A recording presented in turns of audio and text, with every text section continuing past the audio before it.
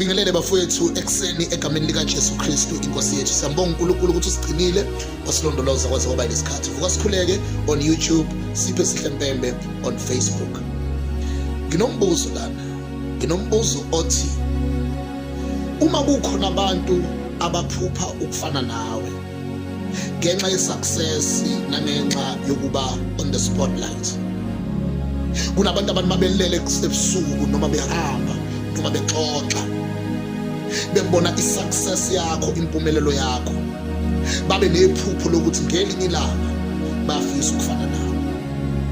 Nginombuzo-ke omkhulu othi wena bakhona yena abantu njengomuntu ophumelele onazo zonke izinto, o-prominent, o-influential to the community, to the world, or whatever space you are, njengalowo muntu loyo wena unalo yini iphupho lokubona abanye abantu befana nawe?